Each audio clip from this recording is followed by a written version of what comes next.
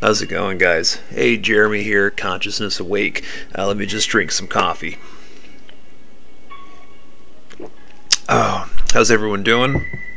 Hope everyone's doing really good. Sorry, I've been really busy of late with just work schedule and whatnot, and some other things. So it was a little difficult to focus on uploading a video, or just having some time to myself. But I have some time to myself right now, so I got some Pink Floyd playing in the background. I'm not sure if you can hear that. And in this video, I want to go back to the topic of entities, entity attachments, how entity attachments happen, when they typically happen, etc. And just kind of go over that. I'm thinking this music's too loud, so I'm just gonna turn down the music a little bit. Hopefully that's gonna sound better. So let me pull up an image here on the computer. So kind of switch up what you're looking at there, but I'm going to get back to this image after I talk about entity attachments. This image with the little universes, like with bubbles around them, like little like multiple universes in little spheres, all lining up like that into a tunnel, going towards an even brighter light source. I'm going to go over that and explain why I'm showing you this picture that I found. I didn't do this picture. I just found a picture that closely resembled what I saw during an out-of-body experience. So I'm just using it as an example, just to show you visually of pretty much kind of like what I saw, but I'll talk about that in a second. But in this video, let's get into entity attachments. And sadly, the truth of the matter is that usually these kinds of things happen in childhood, or your younger years, or younger teenage years, whatnot. It's not that everyone's childhood or teenage years are traumatic, but it can be for some, and in different degrees of or types of traumas. Some unconscious. Unconscious trauma too is kind of another thing that happens for some people. And so one of the very big ways that a certain negative entity, not that they're all negative, but a lot of them I would consider more on that negative side. One of the biggest ways these negative entity attachments attach in the first place is by initiating something traumatizing to a child, or just an adult, or a person in general. I do believe that, as for my own experience, as a child, a lot of us are born and we're actually we have better etheric and astral sight.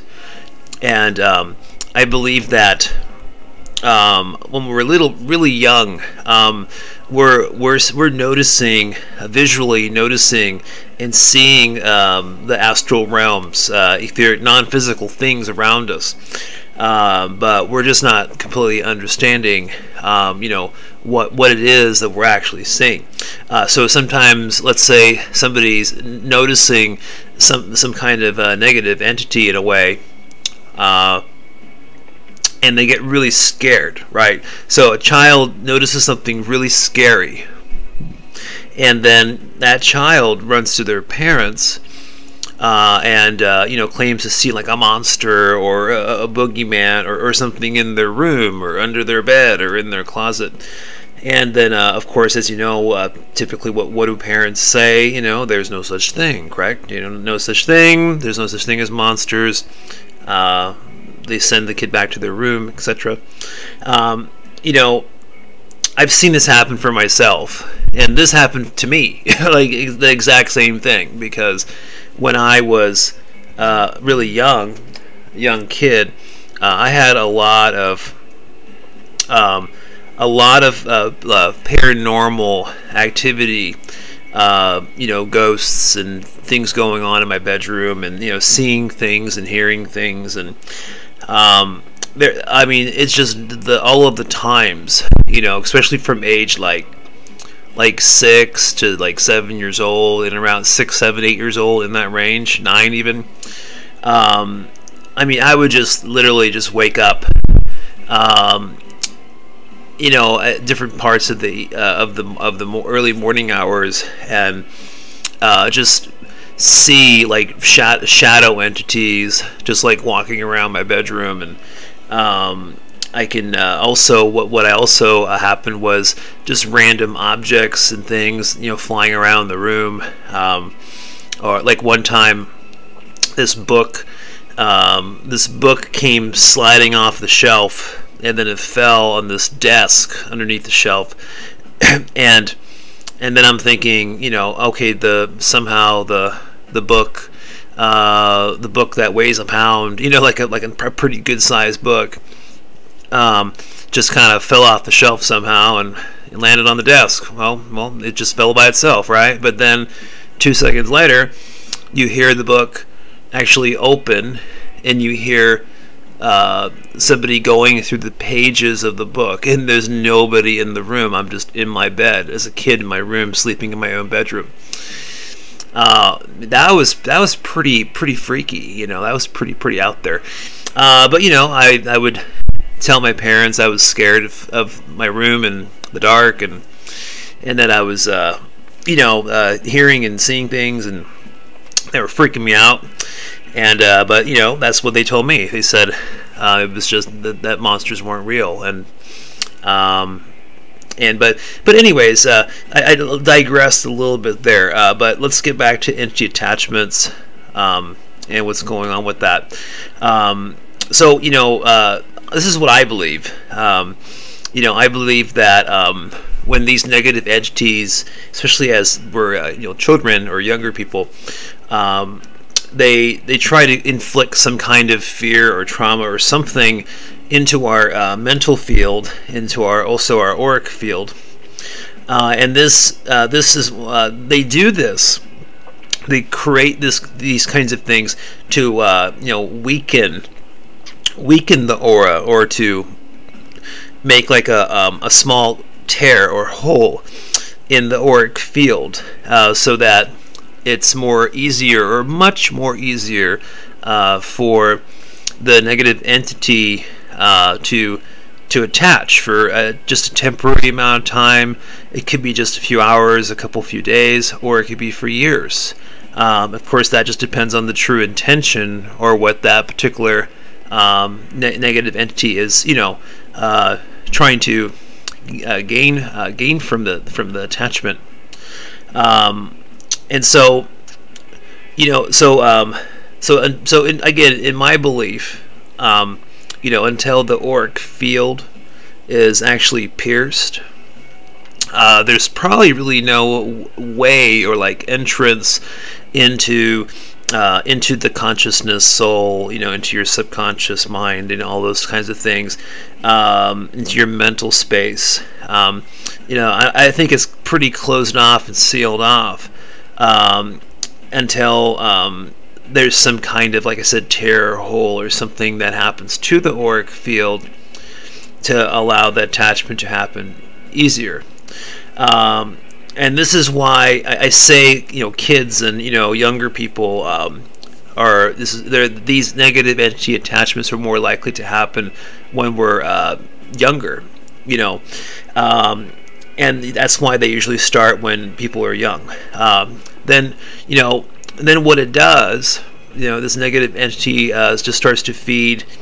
It feeds the person, just certain types of thoughts and likes, dislikes, certain feelings with adults, different perversions, drug addiction, mind state, all that kind of thing. So essentially, the majority of us, well, maybe not the majority, but I mean, definitely a lot of us, we grow up with a personality that's almost like shaped by these negative entity attachments, and a lot of people just have no idea that this is even happening to them. However, like I said, these kinds of entity attachments, there's no age restriction. There's older people or just a lot of adults too, where maybe they never even had a entity attachment their whole life, but then they get one later in life. So there's that too. So in a post I made a few days ago, I can't remember exactly what I typed on there, but I think it was something about frequencies. That's right. There's many different frequencies in the multiverse that all these different types of beings can resonate at.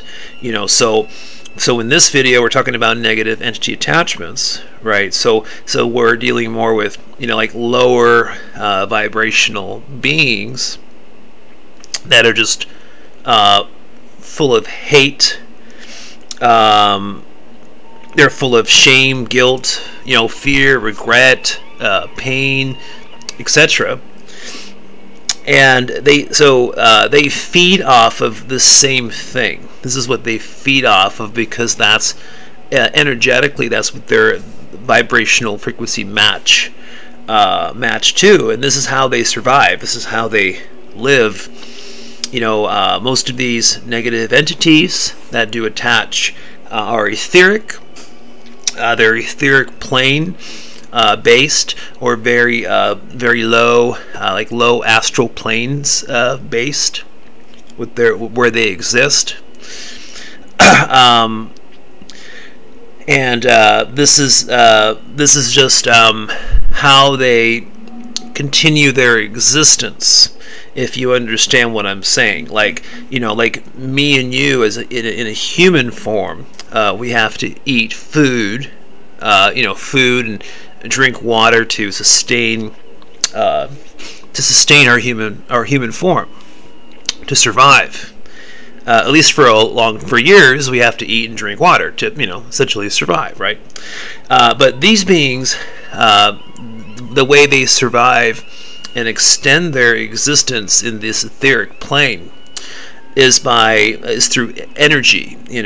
So then the energy that comes off of like I said, pain and fear, anxiety, all that kind of stuff, negative thought forms.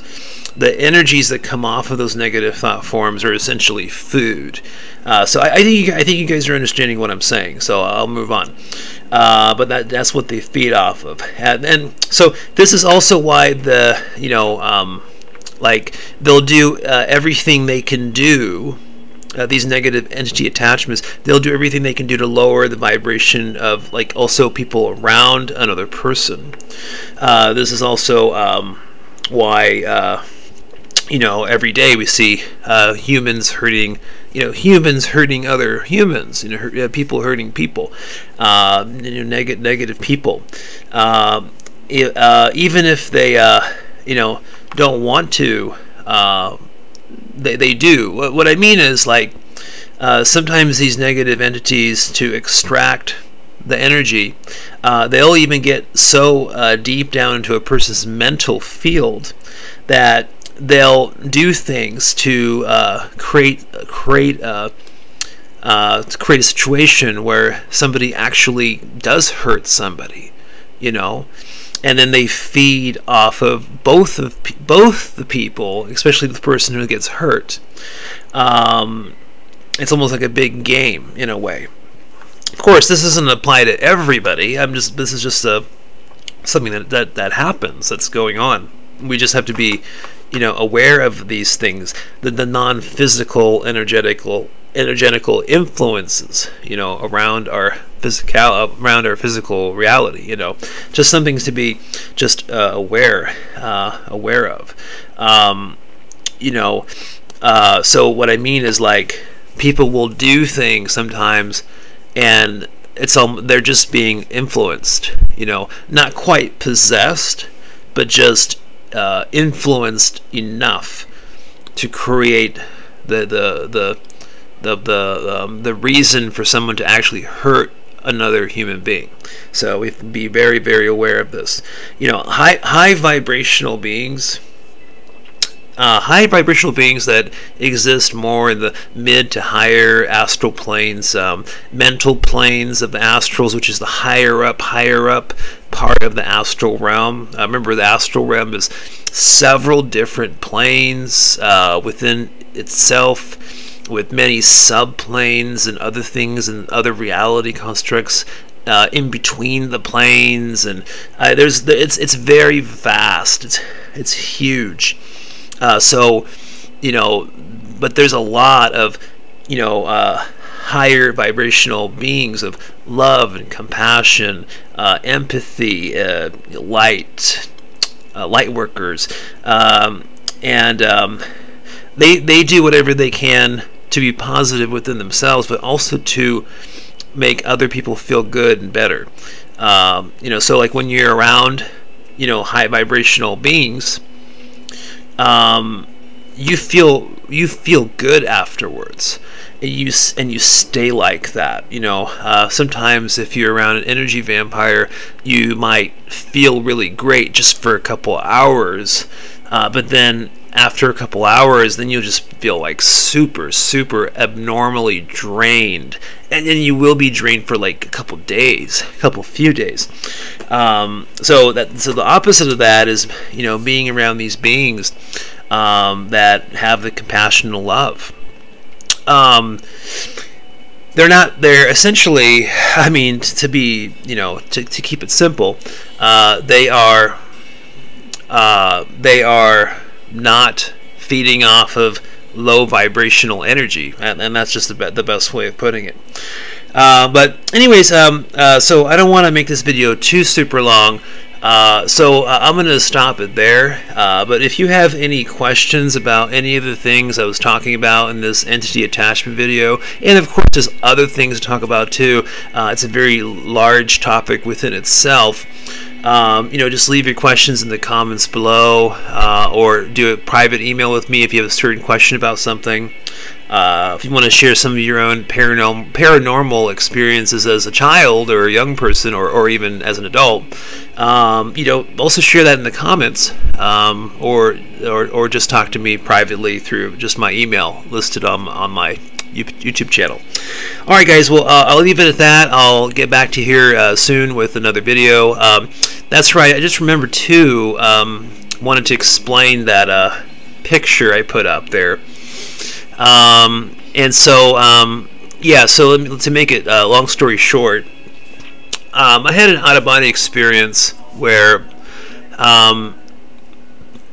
literally this, like, as I was about to exit my physical body, I was feeling my energy arms and legs kind of flopping up and down, that zero gravity kind of feel. And I was about to exit, and I was about to think of which OBE exit to actually try within that, you know, nanosecond. And then what happened was, I had my I'm guessing my etheric sight, possibly astral sight, in that moment opened up through my sleeping mask, my sensory deprivation blackout, you know, sleep mask. And what I saw was what you're looking at, what you've been looking at here for over 20 minutes. All of these little spheres that look like universes within each of the spheres.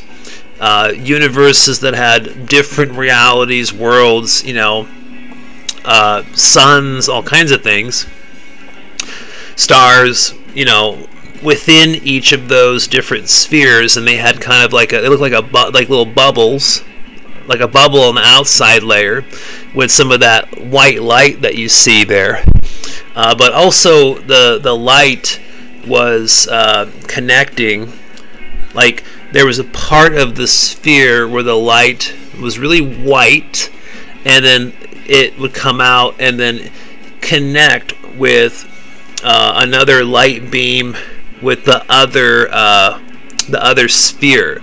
So like there was, so in this picture, just imagine more like light beams coming out of each of the individual spheres connecting into the other sphere. And then the tunnel effect going out like this, and a super bright white light source at the end of the tunnel, but with all of these different spheres of different universes all around. It was I'm not sure what I saw, honestly. I don't usually see that kind of thing when I'm doing an OBE exit out of my human body. That's not typically what I'm seeing. If you guys have seen something like that, let me know. Let me know what you think. What I'm showing, this kind of depiction or visual depiction of this, and from what I explained, let me know if you've ever seen that or something similar to that too. Alright, so I'll leave you at that. Sorry that I forgot to get back to this image, but I kind of got into the negative entities attachment stuff and kind of just got too focused on that. Alright, peace guys. Talk to you soon. Bye.